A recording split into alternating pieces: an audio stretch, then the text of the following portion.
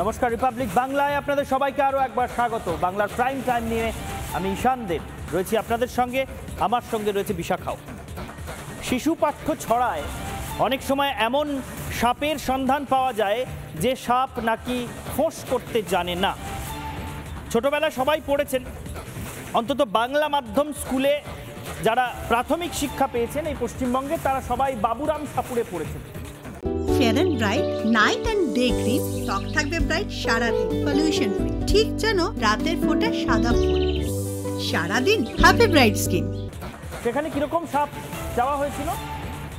যে সাপের চোখ নেই, শিং নেই, নখ নেই, ছোটে নাকো, হাঁটে না, কাউকে যে কাটে না, করে নাকো ফোঁস ফাঁস, মারে নাকো ঢুস ঢাস, সেই সাপ জ্যান্ত গোটা দুই আনত।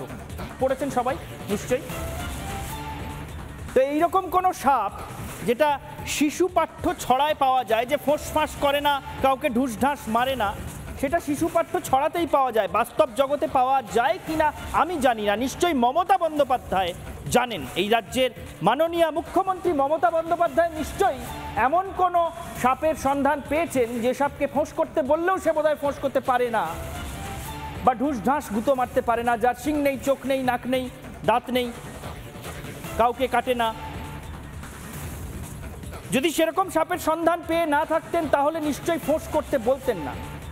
কারণ এখন যে ধরনের ফোঁসের নমুনা পশ্চিমবঙ্গের নানা প্রান্ত থেকে পাওয়া যাচ্ছে, তিনি ওই মন্তব্যটি করার পর থেকে তৃণমূল চেয়ারপারসন তথা রাজ্যের মুখ্যমন্ত্রী মমতা বন্দ্যোপাধ্যায় তার দলের ছাত্র সংগঠনের তথাকথিত প্রতিষ্ঠা দিবসের মঞ্চ থেকে তার দলের কর্মীদের উদ্দেশ্যে যে ফোঁস করার বার্তা দিয়েছিলেন, সেই ফোঁস এখন কিভাবে রাজ্যের নানা প্রান্ত থেকে হচ্ছে এবং সেটা কতটা কদর্য জঘন্য জায়গায় পৌঁছে যাচ্ছে, আজকে সেই সবই বাংলার প্রাইম টাইমে দেখাবো।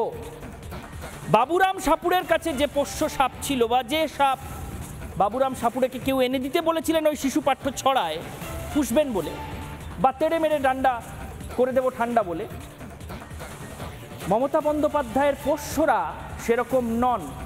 সেই জন্য এখন ফোঁস করার নাম করে একেবারে মমতা বন্দ্যোপাধ্যায়ের উদ্ধৃতি তুলে ধরে প্রকাশ্য মঞ্চ থেকে অতীশ সরকার নামে এক নেতা বলছে ফোঁস করতে বলেছে, তো যদি করতে শুরু করি ঘর থেকে কেউ বেরোতে পারবে না। শুধু তাই নয়, হুমকিটা এইভাবে দেওয়া হচ্ছে যে মা বোনদের ছবি বিকৃত করে বাড়ির দেওয়ালে টানিয়ে দেওয়া আসা হবে, এবং পরদিন সকালে ঘুম থেকে উঠে যখন দেখবেন সেই ছবি দেওয়াল থেকে খুলে নেওয়ার সাহসও হবে না। কত বড় দুঃসাহস!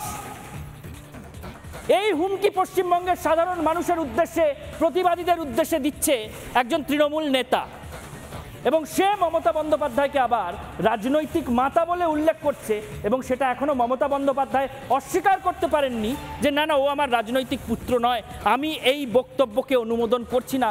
এই কথাটা বলার সাহস এখনো মমতা বন্দ্যোপাধ্যায় দেখাতে পারেননি।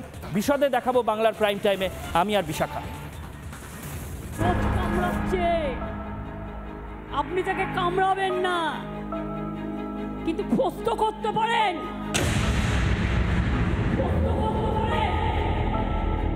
মমতা বন্দ্যোপাধ্যায় বলেছেন একটু তো ফোঁস করতে, আপনার মাকে এবং বোনকে উৎসাহ সাজিয়ে যদি আপনার দেওয়ালে টানিয়ে দিয়ে আসি, আপনার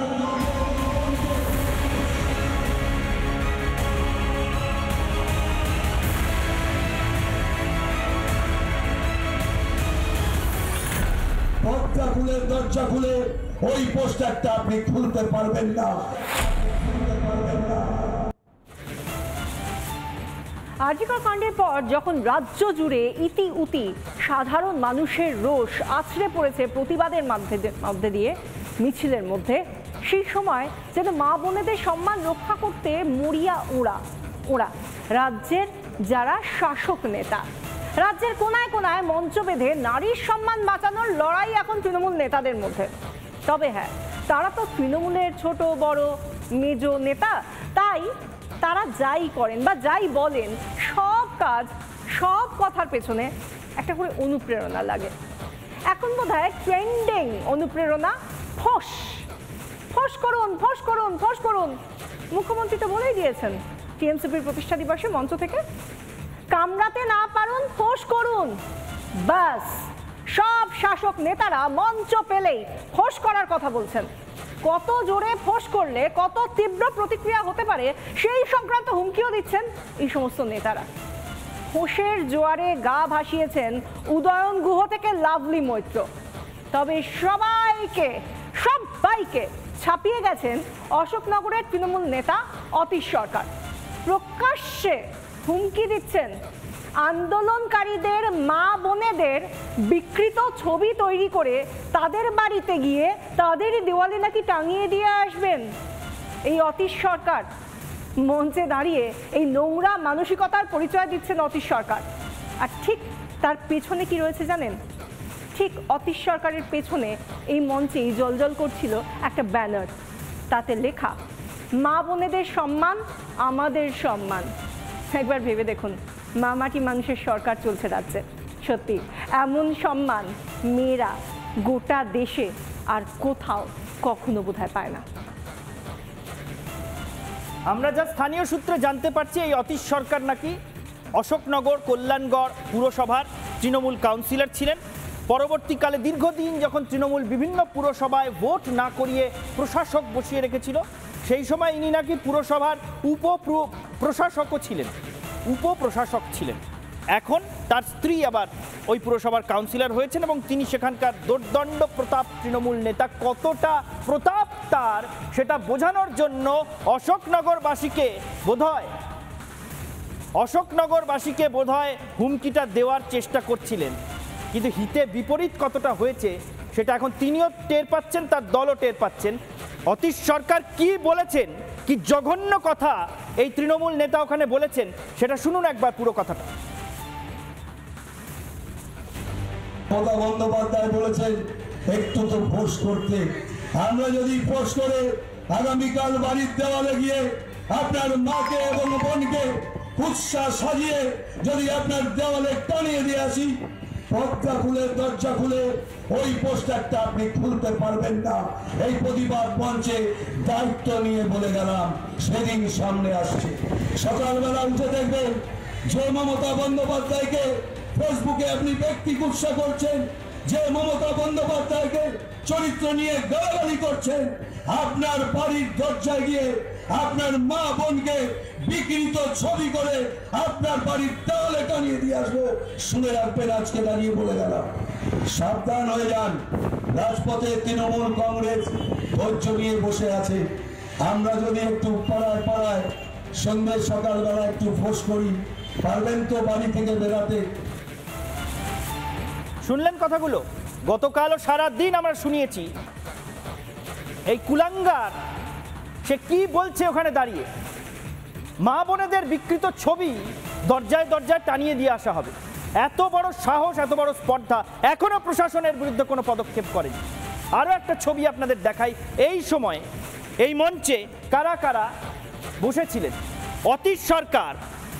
এই অতীশ সরকার যখন ভাষণ দিচ্ছে তখন মঞ্চে আরও বেশ কিছু মহিলা নেত্রী বসে। কে ছবিগুলো দেখাই। এটা সুকান্ত মজুমদার, রাজ্য বিজেপির সভাপতি, তার পোস্ট করা ভিডিও দেখুন।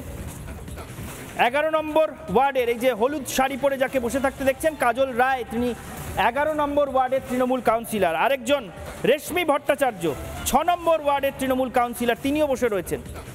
রেশমি ভট্টাচার্য ইনি 6 নম্বর ওয়ার্ডের তৃণমূল কাউন্সিলর। শম্পা চক্রবর্তী একদম এপাশে বসে রয়েছেন। শম্পা চক্রবর্তী তিনি 18 নম্বর ওয়ার্ডের তৃণমূল কাউন্সিলর। 3 জন মহিলা নেত্রী, 3 জন কাউন্সিলর তৃণমূলের, 3 জনই এই মঞ্চে বসে রয়েছেন এবং তাদের সামনে বসে, তাদের মঞ্চে বসিয়ে রেখে মহিলাদের সম্পর্কে, মেয়েদের সম্পর্কে এই অতীশ সরকার এত বড় জঘন্য কদর্য মন্তব্য করছে। কেউ কোনো প্রতিবাদ করছেন না, কারোর মধ্যে কোনো ভাবলেশ নেই। মানে এই দলটা করতে হলে মগজ থাকলে কি চলে না? বিন্দুমাত্র সংবেদনশীলতা মনের মধ্যে থাকলে এই দলটা কি করা যায়? এরপরে প্রশ্ন উঠবে না বিশাখা? মুস্কান, তুমি যে কথাগুলো বলছিলে তার মধ্যে দিয়ে একটা বিষয় উঠে আসে, এই অতীশ সরকার। এই অতীশ সরকারকে কজন চিনতেন বলুন তো? অতীশ সরকারকে চেনার মতো তিনি কি এমন কাজ করেছেন বা কি এমন পার্টিতে প্রোফাইল তিনি মেনটেন করেছেন তা নয়, কিন্তু ওই যে একবার তৃণমূল ছাত্র পরিষদের যে প্রতিষ্ঠা দিবস, সেখানে মেয়ো রোডে একেবারে মঞ্চে দাঁড়িয়ে তৃণমূল সুপ্রিমো মমতা বন্দ্যোপাধ্যায় বলে দিলেন, বদলা নয় বদল চাই, অনেক হয়েছে আর নয়। এবার এমন কিছু বলতে হবে যেটাতে সরাসরি প্রত্যাঘাতের বার্তা উঠে আসে। আর নয়, বদলা নয় বদল চাই তা বলে এসেছিলেন বটে, কিন্তু এবার সুরটা পাল্টাতে হবে, কথা কিছু অন্য বলতে হবে। এবং তিনি সেই সঙ্গে জুড়ে দিলেন কি কথা, যেখানে তিনি বললেন যে এবার কিন্তু ফোঁস করতে হবে, কামড়াতে না পারেন ফোঁস তো করতে হবে। একবার বলেই থামলেন না, রীতিমতো উত্তেজিত হয়ে গেলেন এবং তারপর তিনি বললেন ফোঁস করুন ফোঁস করুন ফোঁস করুন। তারপর কি হলো সে বিষয়ে তো নজর রাখবো, কিন্তু প্রথমেই শুনে নিন তৃণমূল সুপ্রিমো সেদিন দাঁড়িয়ে ঠিক কি বলেছিলেন, শুনুন। আজ বলছি, যেটা করার দরকার সেটা আপনারা ভালো বুঝে করবেন। আমি অশান্তি চাই না যে আপনাকে রোজ কামড়াচ্ছে, আপনি তাকে কামড়াবেন না, কিন্তু ফোস্ত করতে পারেন। আগামী দিন আপনাদের কাজ হচ্ছে চক্রান্তকারীদের মুখোশ খুলে দিয়ে ফোঁস করতে শিখুন, ফোঁস করতে শিখুন, ফাঁস করে দিন। মুখ্যমন্ত্রী বললেন, অনুপ্রাণিত হয়ে গেলেন তাঁর দলের নেতা মন্ত্রী থেকে শুরু করে ছোট বড় মাঝারি যে কোনো নেতারা যারা মঞ্চ পাচ্ছেন, সঙ্গে সঙ্গে তারা একেবারে রুদ্রমূর্তি ধারণ করছেন। যেরকম ধরুন লাভলি মৈত্র, তাকে আমরা দেখলাম সরাসরি চিকিৎসকদের তিনি টার্গেট করলেন, এবং শুধু টার্গেটই করলেন না, তিনি এই আবহে দাঁড়িয়ে চিকিৎসকদের কষাই বলতেও ছাড়লেন না। দেখুন এবং শুনুন তিনি কিভাবে কি বললেন। লাভলি মৈত্র, শুনুন। আন্দোলনের নামে মানুষকে, গরিব গরিব মানুষ যারা চিকিৎসার জন্য আসে, যারা গ্রাম বাংলা থেকে আসে, যারা প্রান্তিক এলাকা থেকে আসে, যাদের চিকিৎসা করার ক্ষমতা নেই প্রাইভেট হসপিটালে গিয়ে, আজকে তারা মৃত্যুর সঙ্গে পাঞ্জা লড়ছে, তাদের কোনো চিকিৎসা হচ্ছে না। এরা মানবিক, এরা মানুষ। তৃণমূলের ছোট নেতারা, মাঝারি নেতারা, নেত্রীরা কি বললেন সেদিকে তো আমরা নজর রাখলাম, কিন্তু এমন একজন মন্ত্রী আছেন তৃণমূলে যিনি সব সময় তার এই ধারাটা বজায় রাখেন। কি ধারা না, যে কোনো রকমের খারাপ কথা বলার ধারায় তার থেকে এগিয়ে থাকতে পারেন দলেরই এমন কেউ সেরকম বড় একটা পাওয়া যায় না। তিনি উত্তরবঙ্গ উন্নয়ন মন্ত্রী উদয়ন গুহ। উদয়ন গুহ যিনি কিনা এটাও বলে ফেলেছেন যে জিন্স পরে বা ছোট চুল কাটা মহিলারা কখনো কোনো আন্দোলনে গিয়েছেন বলে তো তিনি দেখেননি। আন্দোলনকারীদের এভাবে যখন তিনি একেবারে আঘাত করতে ছাড়ছেন না, সেই জায়গা থেকে ফোঁস করতেও তিনি ছাড়ছেন না। কিভাবে উদয়ন গুহ ফোঁস করছেন শুনুন। যে ওরা যদি একবার দংশন করে পাল্টা 5টা দংশন করতে হবে, ওরা যদি একটা দাঁত বসায় পাল্টা 5টা দাঁত বসানোর বন্দোবস্ত করতে হবে।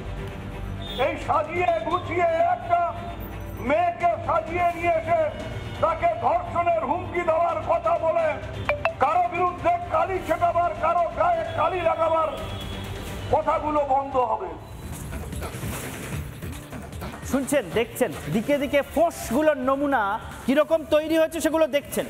রাজ্যের মুখ্যমন্ত্রী যদি এই রকম প্ররোচনামূলক মন্তব্য প্রকাশ্য মঞ্চে দাঁড়িয়ে করেন, তাহলে তার সাঙ্গপাঙ্গরা, তার পোষ্যরা, তার সাগরেদরা দিকে দিকে যে এইভাবেই ফোঁস করতে থাকবে তা নিয়ে কোনো সন্দেহ থাকে না। এবং সেরার সেরা পুরস্কার নিশ্চয়ই যাবেই অতীশ সরকারের কাছে। আরেকবার শোনাবো এবার কি বলেছে সেদিন অতীশ সরকার, দুটো ভাগে শোনাবো। দুটো হুমকি আছে, একটা মা বোনেদের জন্য, আরেকটা সবার জন্য, কেউ নাকি বাড়ি থেকে বেরোতে পারবে না। প্রথমে শুনুন আরো একবার মা বোনেদের সম্পর্কে কতটা জঘন্য কথা এই অতীশ সরকার বলেছে। মমতা বন্দ্যোপাধ্যায় বলেছেন একটু তো ফোঁস করতে। আমরা যদি ফোঁস করে আগামীকাল বাড়ির দেওয়ালে গিয়ে আপনার মাকে এবং বোনকে উৎসাহ সাজিয়ে যদি আপনার দেওয়ালে টানিয়ে দিয়ে আসি, পর্দা খুলে দরজা খুলে ওই পোস্টারটা আপনি খুলতে পারবেন না।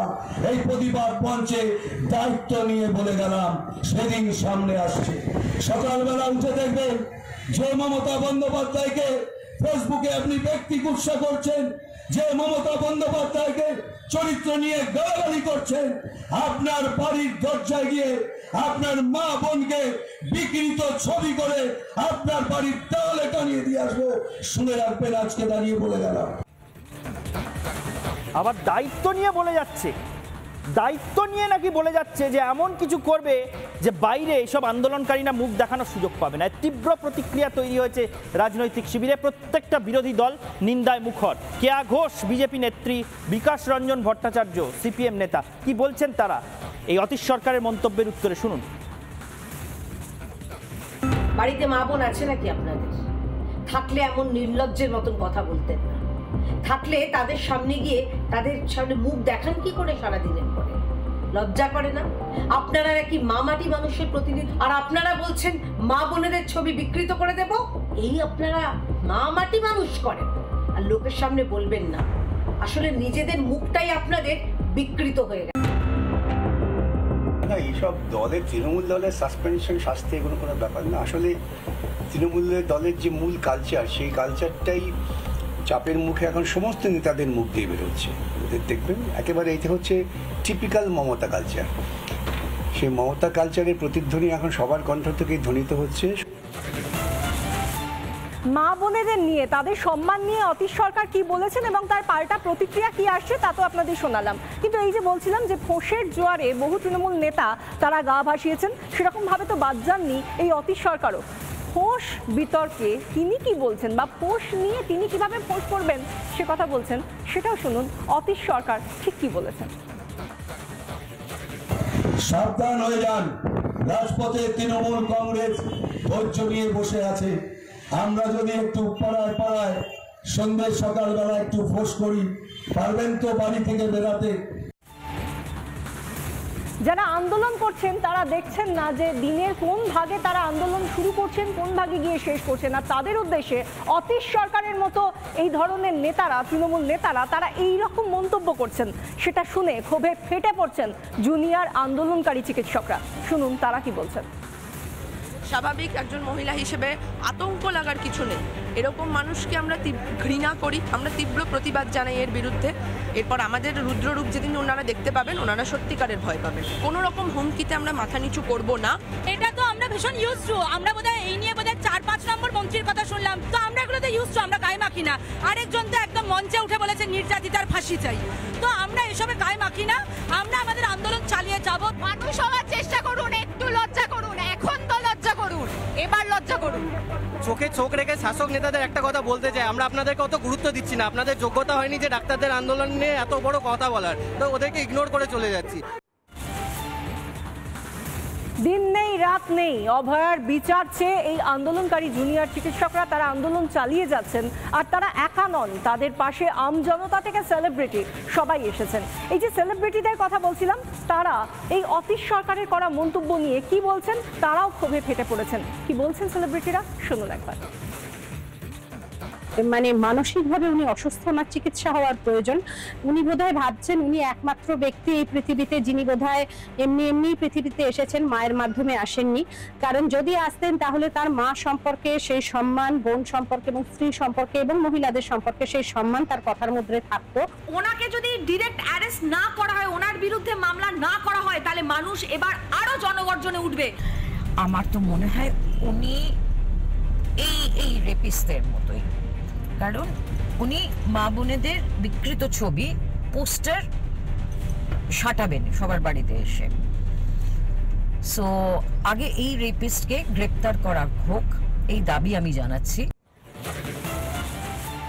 শুনলেন প্রতি সব দিক থেকে প্রত্যেকটা দিক থেকে, সমাজের প্রত্যেকটা অংশ থেকে কিভাবে নিন্দার ঝড় উঠছে এই জঘন্য কদর্য মন্তব্যের জেরে। অতীশ সরকার, তাকে নাকি তৃণমূল 1 বছরের জন্য সাসপেন্ড করে দিয়েছে, এরকম একটা তৃণমূলের তরফ থেকে কোথাও জানানো হয়েছে, যদিও সেটা নিয়ে খুব একটা উচ্চবাচ্য দেখা যাচ্ছে না। এই জঘন্য কদর্য কথার উচ্চকিত নিন্দা তৃণমূলের কোনো নেতার মুখে শোনা যাচ্ছে না, যেন কিছুই ঘটেনি, ভুলে গেছেন, যেন খুব ছোট্ট একটা ঘটনা, এরকম বলে থাকেন ওরা মাঝে মধ্যে। তো এই অতীশ সরকার নিজের জন্য আবার সাফাইও দিয়েছেন, এবং সেই সাফাই দিতে গিয়ে, এই মন্তব্যের পর দিন সাফাই দিতে গিয়ে অতীশ সরকার মমতা বন্দ্যোপাধ্যায়কে নিজের রাজনৈতিক মাতা বলেছেন। মমতা বন্দ্যোপাধ্যায় আশা করি শুনেছেন অতীশ সরকার কি বলেছেন, আমরা শোনাবো এক্ষুনি। কিন্তু মমতা বন্দ্যোপাধ্যায় যদি আপনি ওনার রাজনৈতিক মাতা হন, তাহলে রাজনৈতিক পুত্রকে কি শিক্ষা দিয়েছেন যে এরকম কদর্য কথা বলে? আর যদি আপনি রাজনৈতিক মাতা না হন, যদি এই শিক্ষা আপনি না দিয়ে থাকেন, তাহলে অবিলম্বে বলুন যে আপনি এই মন্তব্যকে অনুমোদন করেন না আর এর শাস্তির ব্যবস্থা করুন। কি বলেছেন অতীশ সরকার মমতা বন্দ্যোপাধ্যায়কে রাজনৈতিক মাতা বলে সাফাই দিতে গিয়ে, শুনুন। সারা রাজ্য দেশের মা বোনকে আমি কোথাও ছোট করিনি।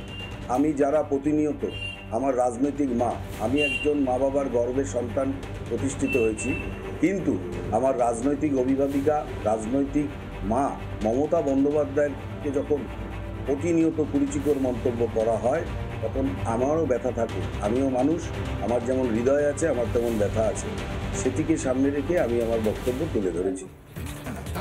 একজন মানুষ যিনি প্রকাশ্যে দাঁড়িয়ে মঞ্চে এমন একটা অপরাধমূলক মন্তব্য করছেন, তাকে তৃণমূল সাসপেন্ড করলো কি করলো না আমাদের তাতে কিছু যায় আসে না, কিন্তু কেন কোনো প্রশাসনিক ব্যবস্থা নেওয়া হলো না, কেন তাকে গ্রেফতার করা হলো না, সেটাই প্রশ্ন।